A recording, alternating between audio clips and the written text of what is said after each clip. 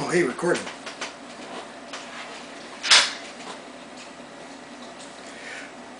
As for the instructor in the video, I think he starts off well, but then he loses control of the situation.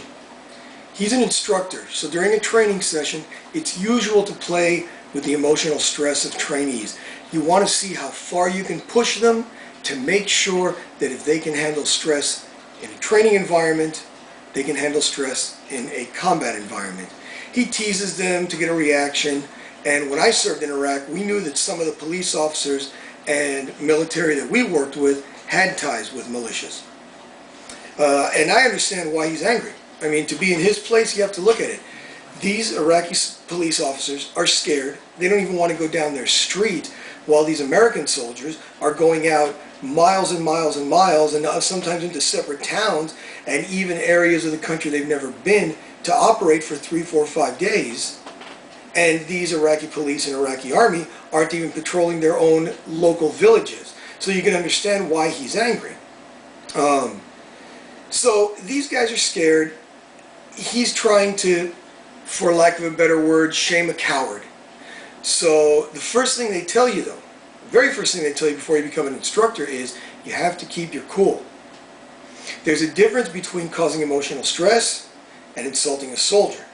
We don't want to insult the soldiers. We want to bring what they have inside of them out by challenging them. Emotional stress does that. And faking angriness is fine until they know you're really not angry. You're calm. Here we clearly see that the soldier, who seems to be an officer just by his demeanor, is losing his temper. And like we know in every argument in this world, the person who screams the loudest is usually wrong.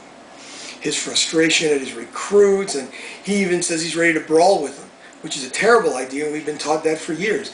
If you call a soldier out to fight with him, and you happen to get somebody who's strong and can beat you, not only have you lost the respect of your soldiers, the problem is still there. So you lose all credibility.